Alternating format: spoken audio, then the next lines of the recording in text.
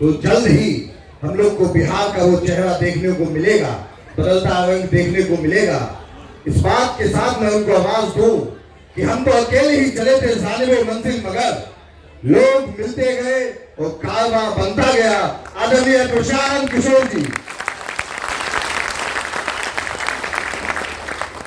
नमस्कार, आप सबका स्वागत है। आप समय निकाल कर यहाँ आए हैं, मुझे मेरी बात कहने का अवसर दे रहे हैं। इस पूरे अभियान में जहाँ तक होता है हम लोग कोशिश करते हैं कि शहरों में ना जाएं। तो राजनीति की समझ रखने वालों की जो सोच है, समझ रखने वाले लोगों की, उससे उलट है। लोग ये समझते हैं कि राजनीति में हवा बनाना है तो बड़ी सभा करना पड़ेगा। शहरों में, बाजार में जब चर्चा होती है तो हवा वहां से गांव की ओर जाती है। लेकिन इस पूरे अभियान में हमने एक ध्यान रखा इस बात का कि शहरों को अवॉइड करते हैं। पैदल चलते हुए भी ब्लॉक के हेडक्वार्टर पर भी नहीं जाते हैं। और बेगूसराय में हम 1 महीना से हैं, लेकिन आज 2 दिन हमने निकाला है शहर के लिए, और इसमें एक ही बैठक करते हैं जिसमें समाज के सो कॉल्ड प्रबुद्ध लोगों को एक निमंत्रण है। हमको आपको जानने सुनने का मौका है और आपसे कुछ सवाल जो आपके मन में है वो उसका भी जवाब देने का प्रयास करेंगे। ऐसा इसलिए है कि जो शहर में जो सो कॉल्ड प्रबुद्ध लोग हैं, आपकी चिंता बहुत है, चिंतन भी बहुत है, लेकिन एक्शन कुछ नहीं है। मध्यम वर्गीय जो लोग हैं, हम लोग सब मध्यम वर्गीय परिवार से आते हैं, हम लोग की चिंता बहुत है। देश कहाँ जा रहा है, समाज में क्या हो रहा है, कैसे सुधरेगा।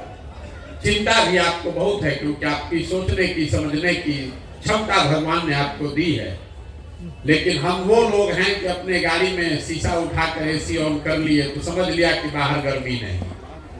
मध्यम वर्गीय परिवार जो है वो सबसे ज्यादा, दुनिया का रिसर्च बताता है कि जो मिडिल क्लास है ये समाज का सबसे असंवेदनशील वर्ग है। हम लोग की संवेदना खत्म हो गई है धीरे धीरे। इसीलिए मेरी कोई बहुत आशा अपेक्षा भी आपसे नहीं है। मैं बहुत कड़वी बात कहता हूँ। आप इतने लोग यहाँ आए हैं, हमको कोई बहुत आपसे आशा अपेक्षा नहीं है। आप परिवर्तन नहीं कर सकते, आप में वो जज्बा ही नहीं है, हम में वो जज्बा नहीं है। अगर परिवर्तन कभी होगा तो होगा गांव का जो भूखा नंगा आदमी है वही करेगा।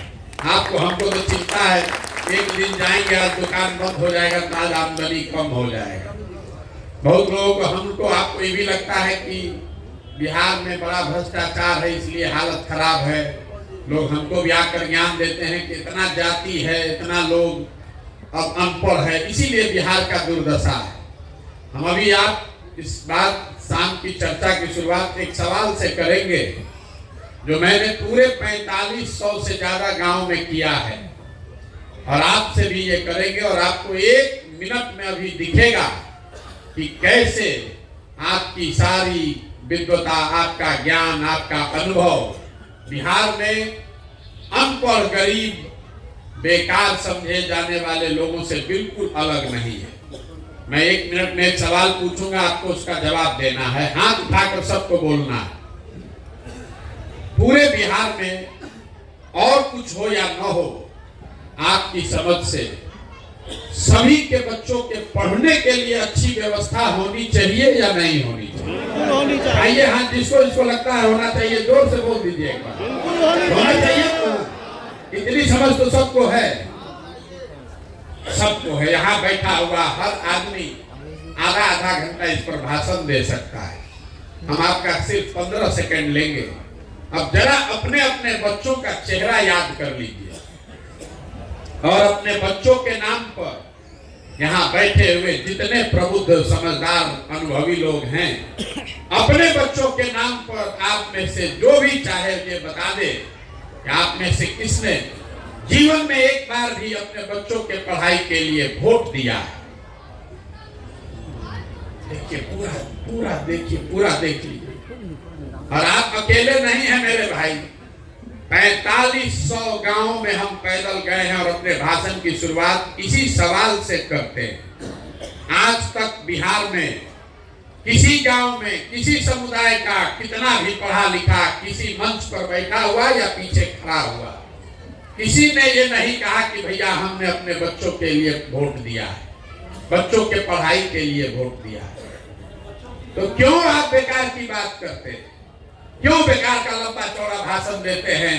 और आपका वोटिंग बिहेवियर किसी अनपढ़ दलित जो 500 रुपया लेकर वोट बेचता है उससे अलग कैसे है? क्यों अपने आप को बड़ा बना रहे हैं? यहाँ आप आए हैं हमको देखने कि कौन आदमी है 16 महीना से पैदल चल रहा है। मेरे भाई, बड़ी बड़ी बात लोगों ने कहा, बिहार समाज बदलने साथ चलने का हमको इतना अनुभव है। आप किसी पदयात्रा करने वाले आदमी को देखने नहीं आए। हम 10 वर्ष जो काम किए हैं उस काम की आंच है जो आपको लेकर यहाँ आई है। पदयात्रा तो हम जीवन भर करने आप नहीं आने वाले। जिस काम का लोग शिकायत करते हैं, अरे तो वो आदमी है जो पैसा लेके काम करता था, उसी काम की पहचान है जो आपको खींच कर यहाँ लाई है। नहीं तो कोई नहीं आना चाहता। हम जब पैदल चलते हैं तो हम जानते हैं कि लोग बैठा हुआ हम पर हंस रहा है, हमारा घर वाला भी हम पर हंसता है। लोग, अरे कितना बढ़िया जिंदगी चल रहा था, चार्टर्ड प्लेन से चल रहे थे, मुख्यमंत्री से नीचे तो किसी से बतियाने का जरूरत नहीं है। कुछ छोड़ के कहां कहां गांव में घूम रहे हो। लोग हंसता है कि देखो क्या इनका दशा हुआ है, घूम रहे से कुछ नहीं होगा। लेकिन जो 10 वर्ष हमने काम किया है तो उसको डर भी है। वो जानता है कि आदमी कितना भी कुछ भी हो, बेवकूफ नहीं है तो समझदार। अगर कर रहा है तो कुछ सोच समझ के ही कर रहा होगा। तो जितना राजनीति करने वाला आदमी है वो सोचता है चलो इधर भी वो गमछा डाल दे, पता चला कुछ प्रशांत किशोर बखेड़ा खड़ा किया तो सब जमीन साफ हो जाए। इसीलिए आता है मुखिया, सरपंच, प्रमुख, जिला पार्षद, भैया आप ही के साथ है, आप ही से बिहार सुधरेगा। हम जान रहे हैं कि उसको कुछ ये सोच नहीं, खाली विशुद्ध तौर पर गमछा रखने आया। जितना दल का नेता है, आपका सांसद विधायक जितना जो बड़ा नेता बनता है, जब हम जाते हैं उसके विधानसभा में मैसेज भेजता है, प्रधान जी कोई दिक्कत होगा तो बताइएगा, हम आपके साथ। बताइए, सांसद है दूसरे पार्टी से, मैसेज हमको भेज रहा है। कहीं प्रशांत किशोर ये न कह दे कि सब छोड़ो बेगूसराय में तो लड़बे करेंगे, आपका नतीजा खड़ा हो जाएगा। नेता सब बहुत समझदार लोग हैं, तभी तो इतना लोग को एक साथ मूर्ख बना रहा है। तो ये हमारे चलने की पवित्रता की ताकत नहीं है। हम तो चाहते हैं कि इसको बहुत ईमानदारी और पवित्रता से करें, लेकिन समाज उस पवित्रता को बहुत अच्छे से नहीं देखता। उसको तो बेवकूफी समझते हैं हम कि देखिए पैदल चल रहे हैं, अरे इससे क्या होगा? अगर 10 करोड़ रुपया खर्चा करके 5 लाख आदमी को गांधी मैदान में भर दें तो सब कहेगा देखिए हवा बना दिया प्रशांत किशोर। देखिए 2 लाख आदमी जुटा था, आदमी वही सुनना चाहता है। हम एक दिन जिला भर के लोगों को बुलाते हैं जब जिला में इंटर करते हैं, अब वो पदयात्रा का सबसे खराब दिन होता है, क्योंकि उसमें कुछ नहीं होता है। जिला भर का आदमी आता है रोड पर, हमको भी धक्की आता है और धक्का खाते हुए 10 किलोमीटर आप जिला में घुसते हैं। और सब आदमी आके कहता है भैया बड़ा माहौल बन गया, आज जिला में सब और चर्चा हो रही है। उस दिन ना हम आपको जाने, ना आप हमको जाने, ना हमने किसी समस्या के विषय में बात की, ना लोगों से मिले, लेकिन लोगों को वही पसंद है। और जिस दिन हम पदयात्रा में 150 लोगों के साथ चलते हैं तो बाहर में लोग जब समझते हैं एक्चुअली कि क्या दिक्कत है, क्या आदमी की परेशानी है, उस दिन आदमी बैठ के कहता है अभी भैया जन सैलाब नहीं आया है आपके साथ, जयपुर जन सैलाब खोजने आया है। ये दुर्दशा है हम लोगों की। बिहार के लोगों के जैसे, आप जैसे, हमारे जैसे लोगों के लिए ही ग्रीस में एक बहुत बड़े दार्शनिक थे प्लेटो, उन्होंने एक बहुत अच्छी बात बताई। आज से सैकड़ों साल पहले प्लेटो ने लिखा कि जिस समाज में अच्छे और समझदार लोग लोकतंत्र में भागीदार नहीं बनते हैं, उनको इस बात के लिए तैयार रहना चाहिए कि समाज का कोई मूर्ख आदमी राजा बनकर उन पर शासन करेगा। तो बिहार के लोगों के लिए इससे बढ़िया कोई बात नहीं हो सकती है। आपने हमने जब प्रयास ही नहीं किया, जो अच्छा है वो सोचता है भैया हम क्या करें, अरे हमसे क्या होगा, ये तो बड़ा गंदा है, तो छोड़ के हट गया। तो जो मूर्ख बचा, लंपट बदमाश बचा, वही नेता है। बिहार में नेता कौन है? जो शर्ट के ऊपर गंजी पहन ले वो नेता है। जिसको भाषा का विषय का ज्ञान न हो वो नेता है। जो बदमाश हो, 4 गो राइफल बंदूक लेके चलता है, उसी को हम लोग आप लोग कहते हैं कि जमीनी नेता है, बहुत मजबूत है। कोई पढ़ा लिखा आदमी सज्जन खड़ा हो जाए, हम लोग घर में बैठ के हंसते हैं, अरे नहीं चलेंगे। आदमी कहता ना, आदमी तो अच्छा ही चलेगा नहीं। कल डॉक्टर साहब हमसे मिले तो एक सभा में बोले कि हमको कोई राजनीतिक सहूर नहीं है। तो हमने इनसे आग्रह किया कि साहब हमारा प्रयास यही है कि उन लोगों को ढूंढे जिनको राजनीतिक सहूर नहीं है। अगर सहूर होगा तब तो आप भी नीतीश कुमार हो जाएंगे, उनसे बढ़िया राजनीतिक सहूर किसी को नहीं है। नीतीश कुमार का राजनीतिक सहूर कितना बढ़िया है। सब आदमी को लोग कहता है नीतीश कुमार को पलटू राम। हम आपको कह रहे हैं नीतीश कुमार पलटू राम नहीं, ये उनकी खूबी नहीं है। उनकी खूबी ये है कि पूरे बिहार को पलटू राम बना दिया। तो अपने पलटू राम नहीं तो मालूम है, लेकिन आज नरेंद्र मोदी और अमित शाह भी पलटू राम बन गए। ये नीतीश कुमार की इच्छा का ताकत है। जितने कार्यकर्ता भाजपा के हैं, समर्थक मोदी के भक्त लोग, आप लोग सब रातों रात पलटने के लिए मजबूर है। अब नीतीश कुमार को विकास का पूर्वाधार मांगने के लिए आप मजबूर है। कल तक बेचारा आरजेडी का समर्थक वर्ग नीतीश बाबू को देश का भविष्य बता रहा था। ये नीतीश की ताकत है कि अब सब आरजेडी के आदमी को कल से शराब में माफिया दिखने लगेगा, बालू में हेरा फेरी समझ में आने लगेगा। ये आदमी खुद नहीं पलट रहे, पलटने वाले तो देश में बहुत नेता है। ये एकमात्र नेता है जिसने पूरे बिहार को पलटना सिखा दिया। ये दुर्दशा है हम लोगों की, इसलिए ये प्रयास कर रहे हैं। हम भी इसके दोषी हैं। इस आदमी को एक अंतिम जीवन, राजनीतिक जीवन दान हमने 15 में मदद की थी तो मिल गई, न तो उसी समय कहानी इनका खत्म था। ये कोई अहंकार से नहीं कह रहे। बहुत लोग हमसे पूछता है, आपका भी सवाल होना चाहिए, करे आप ही तो मदद किए थे 14-15 में, अब काहे ज्ञान दे रहे हैं। ठीक बात है, लेकिन मेरे भाई 14-15 में जिस नीतीश कुमार की हमने मदद की थी, 14-15 के नीतीश कुमार और आज के नीतीश कुमार में जमीन आसमान का फर्क है। जिस नीतीश कुमार की मदद हमने की थी, उस समय उस आदमी की छवि ये थी कि 2005 के बाद कोई एक नेता आया है जो बिहार को सुधारने का प्रयास कर रहा है। हमको बिहार की राजनीति से कोई लेना देना नहीं था, तब तो हम मोदी के साथ थे। नीतीश कुमार अपना पद छोड़ के मांझी जी को बना दिए थे मुख्यमंत्री। इनको किसी ने बताया कि मोदी जी का जो अभियान चला है वो बिहार का एक लड़का है वही चलाता है। हमसे दिल्ली मिलने आए, हमने उनको बताया कि सर आप तो बिहार बढ़िया चला रहे थे, अभी तो शुरुआत हुई है विकास की कुछ, और आप काहे छोड़ के मांझी जी को बना दिए।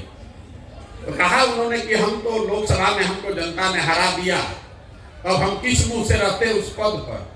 तो हमने कहा सर लोकसभा में हराया है, आपको तो हराया नहीं है, और लोकतंत्र में आपको अधिकार ये जनता ने थोड़े दिया है कि आपको चुना आप अपने ड्राइवर को बना दीजिए, जिसको मन है उसको बना दीजिए। आप वापस आइए और हम लोग अपनी ओर से मदद करेंगे जिस तरह से भी हो सकता है। आप बिहार को सुधार रहे हो, राष्ट्र को यात्रा जारी रहनी चाहिए। बात माने 2-3 महीना में मांझी जी को हटाए, खुद बने, हमने उनकी मदद भी की, वो जीत कर आए। लेकिन उस समय के नीतीश कुमार और आज के नीतीश कुमार में जमीन आसमान का फर्क। नेता के तौर पर, प्रशासक के तौर पर, मानवता के आधार पर, नेता के प्रशासक के तौर पर इस आदमी को हम लोग सुशासन बाबू कहते थे। आज इनके शासन को लोग अधिकारियों का जंगल राज बता रहे हैं। नेता के तौर पर उनमें राजनीतिक मोरालिटी बची हुई थी कि भाई इस पार्टी को धक्का लगा लोकसभा में तो उस आदमी ने पद छोड़ दिया, और आज 2020 में हमने उनको हरा दिया है। 243 में सिर्फ 42 विधायक है, फिर भी कभी भाजपा का पैर पकड़ के, कभी लालटेन पर लटक के कुर्सी छोड़िए नहीं रहे। और सबसे बड़ी बात मानवता की है। सबसे बड़ी बात मानवता की है। जिस नीतीश कुमार की हमने मदद की थी, आप में से कुछ लोगों को पता होगा, याद होगा, जब वाजपेयी जी प्रधानमंत्री थे, गैसल असम में एक रेल दुर्घटना हुई थी। उस समय नीतीश कुमार रेल मंत्री थे। कोई 200 लोगों की मृत्यु हुई उस रेल दुर्घटना में। तो नीतीश बाबू ने अपने पद से इस्तीफा दे दिया। वाजपेयी जी ने जब इस्तीफा नहीं स्वीकार किया तो नीतीश जी ने कहा कि अगर हमारे कुर्सी पर रहते हुए 200 लोगों की मृत्यु हो गई तो हम कैसे बैठेंगे उस कुर्सी पर। आज वही नीतीश कुमार है। आपने हमने देखा कोरोना के दौरान में हजारों लोगों की दुखद मृत्यु हो गई, पूरे देश में संकट आया, लेकिन जितना संकट बिहार के बच्चों पर आया उतना कहीं नहीं, किसी को नहीं आया।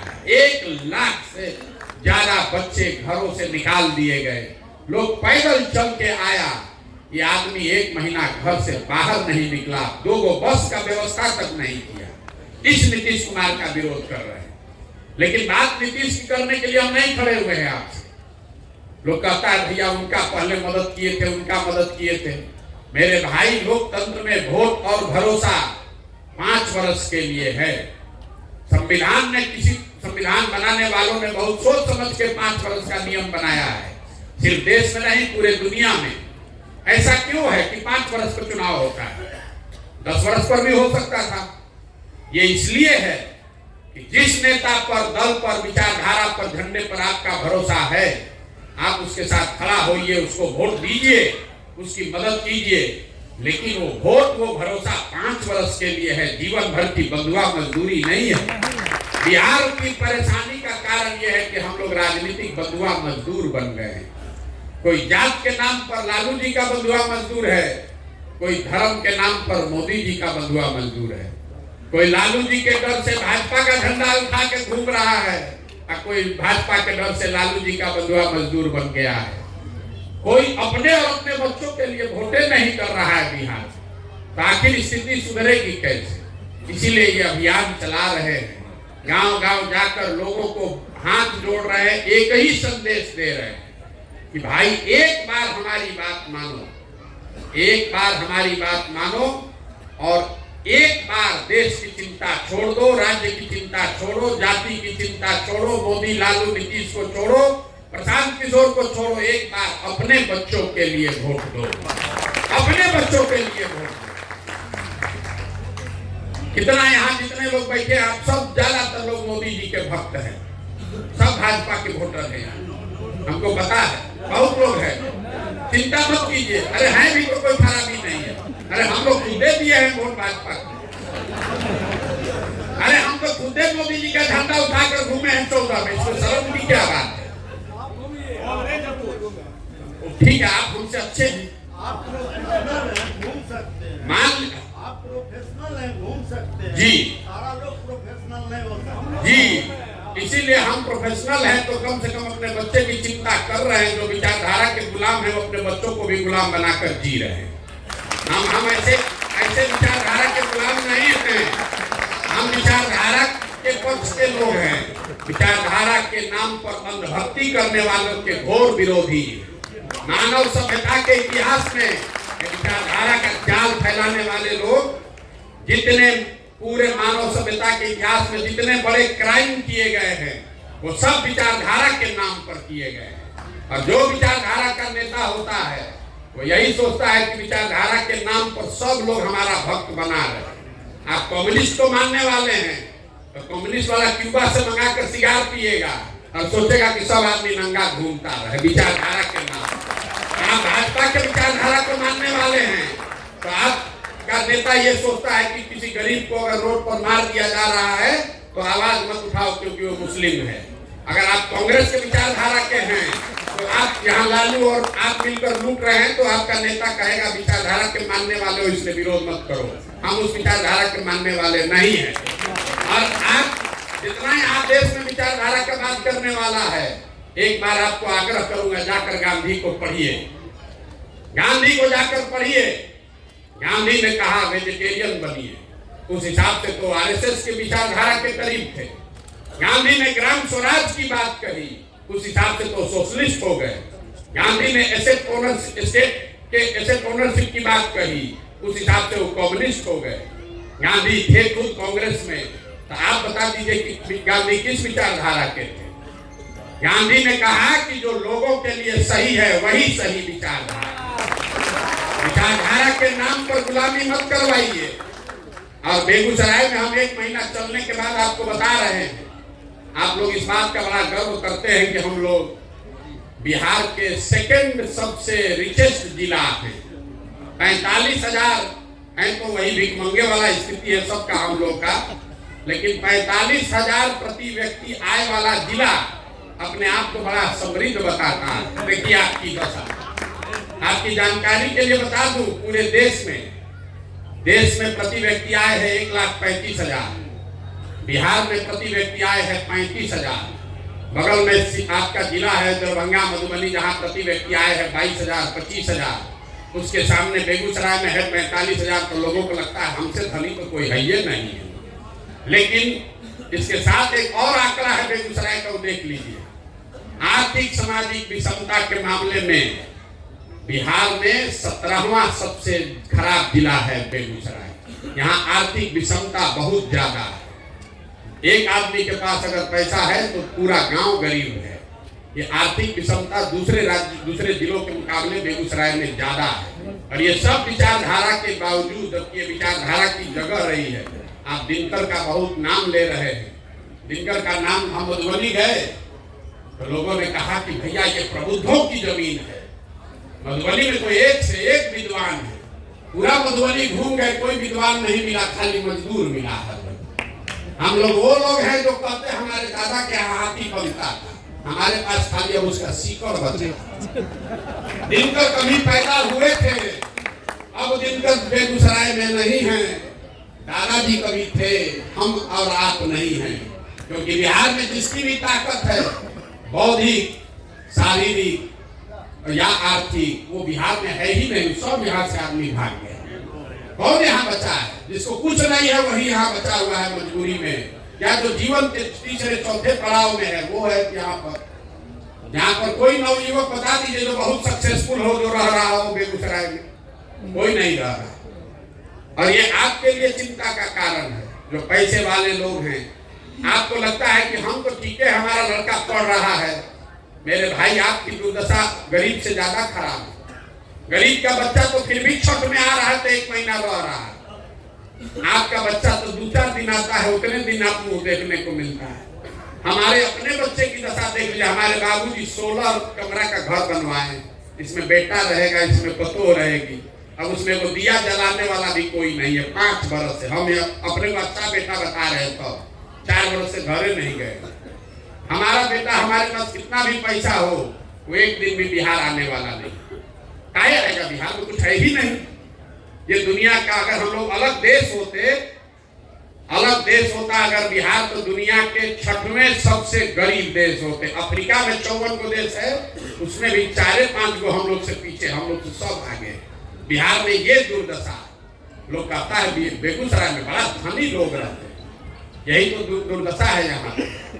तो ये प्रयास कर रहे हैं लोग, हमको बता रहा है क्यों कर रहे हैं प्रयास। इसलिए नहीं कर रहे हैं कि हम कोई आपसे बेहतर है, इसलिए कर रहे हैं अगर ऊपर वाले ने हमें शक्ति, बुद्धि, क्षमता दी है, अगर हमारा हिम्मत नहीं पड़ेगा तो बिहार में किसका हिम्मत पड़ेगा? इसलिए कर रहे हैं। आपको सुनना है, इसलिए मजूरना है, मत भूलिए। इसलिए कर रहे हैं कि इस मिट्टी का कर्ज है। हमारे बाबा यहाँ पर मजदूर थे, बैलगाड़ी चलाते थे। बाबूजी हमारे डॉक्टर थे। यहीं पर सरकारी विद्यालय से हम पढ़े, यहीं पटना साइंस कॉलेज से पढ़कर निकले। 20,000 रुपए की नौकरी चाहते थे। आज 5,000 आदमी को नौकरी दिए हुए हैं। हजारों आदमी को खिला पिला सकते हैं, इतनी बड़ी व्यवस्था चला सकते हैं। तो मुझे ऐसा लगता है कि अगर किसी ने, हमारे पूर्वजों ने कुछ अच्छा किया होगा तभी तो हमको ये मिला है। तो ये हमारी जिम्मेवारी है कि हम प्रयास करें, तभी सुधरेगा, न तो सुधरने वाला नहीं है। कभी नहीं सुधरेगा, चाहे बिहार में जो स्थिति है सुधरेगा ही नहीं, क्योंकि आपको हमको सुधरना नहीं है। आपको हमको सुधरना नहीं, हमको खाली बतियाना है। बिहार में बात का अंत नहीं है। अभी हम यहाँ बैठेंगे और सब आपका सवाल लेंगे और आप देखिएगा, लोग कहेगा भैया जाति से कैसे निपटा जाए, जाति का सोल्यूशन क्या है? अरे मेरे भाई, जो अगर आप राजनीति करना चाहते हैं या राजनीति के जरिए समाज को सुधारना चाहते हैं, तो आपके पास ये विकल्प नहीं है कि समाज में सब अच्छा हो जाए तब आप राजनीति कीजिएगा, कि जाति न रहे, भ्रष्टाचार न रहे, बाहुबल न रहे, तब हम आएंगे राजनीति करने। तो ना कभी जाति खत्म होगा, ना कभी आप आइएगा, ना कभी भ्रष्टाचार खत्म होगा, ना कभी आप राजनीति कीजिएगा। और अगर सब खत्म हो जाए, समाज उतना अच्छा बन जाए, तो फिर आपकी हमारी जरूरत ही क्या है? जिसने बनाया उसी को राज करना चाहिए। तो सारी समस्याओं के बाद भी आकर प्रयास करने की ही बात है, इसलिए राजनीति की जरूरत है। मैं ये आपसे अपेक्षा नहीं रखता हूं कि आप सब लोग राजनीति में आ जाइए, जरूरत नहीं है, लेकिन कम से कम जागरूक नागरिक बनिए। ड्राइंग रूम में बात करने के जो बात कर रहे हैं, वोटिंग जब वोट देने जाते हैं तो ध्यान में रखिए कि जो ड्राइंग रूम में 5 वर्ष बात किए हैं उसी आधार पर वोट कीजिएगा। अंत में आकर आपको भी अक्षत पर ही वोट देना है, तो फिर काहे के लिए दूसरी बात कर रहे हैं? जब हम एकदम तंग आ जाते हैं सुनते सुनते, ए भैया ये नहीं है, वो नहीं है, पूरा रास्ता दिन भर आदमी गाली देता है। उससे अच्छा ही बताइए विधायक भी कई बार से जीत रहे हैं? तो भैया 3 बार से। सांसद महोदय कई बार से जीत रहे हैं? तो सांसद महोदय तो भैया 2 बार से जीत रहे हैं, उससे पहले बाबूजी 3 बार से जीत रहे हैं। अरे भाई आप गाली भी दे रहे हैं और उसी आदमी को 5 वर्ष से आप जिता भी रहे हैं, 25 वर्ष से, दोनों बात कैसे हो रहा? बेगूसराय में जो सांसद विधायक जो भी है, उसको वोट तो बेगूसराय के लोगों ने दिया है ना भाई। आप दूसरे को क्यों दोष देते हैं? जब कुछ जवाब नहीं मिलता है, आदमी कहता है भैया विकल्प नहीं। मेरे भाई विकल्प नहीं है तो आप विकल्प बनाइए। आपको किसने रोका था विकल्प बनाने से? लेकिन जो मैंने आपको कहा, कोई एक अच्छा आदमी खड़ा होता है तो पूरा समाज उसको गिराने में लगता है कि ये जाए है राजनीति करने, इनका चलेगा। एक अच्छा आदमी हारता है तो हजारों आदमी की हिम्मत टूटती है, अच्छे आदमी के राजनीति में वो नहीं आता। आप हर आदमी यहाँ कोई ना कोई किस्सा कहानी सुना देगा कि निर्दलीय एक अच्छे आदमी खड़े हुए तो उनको 6000 वोट मिला। एक आदमी जब हारता है, सैकड़ों आदमी की हिम्मत टूटती है। इसलिए हम सिर्फ इतना ही मेरा योगदान है कि उन सब अच्छे आदमियों को हम हिम्मत दे रहे हैं कि आपको राजनीतिक शऊर नहीं है तो कोई बात नहीं है, आपके पास साधन व्यवस्था नहीं है तो कोई बात नहीं है, जाति और समाज का समझ नहीं है तो कोई बात नहीं है। अगर आप समाज को सुधारने के लिए, बिहार के लिए कुछ करना चाहते हैं तो सब चिंता अपने भाई, अपने बेटे प्रशांत किशोर पर दीजिए और आइए, आप सामने आइए, हम लड़ाकर आपको दिखाएंगे।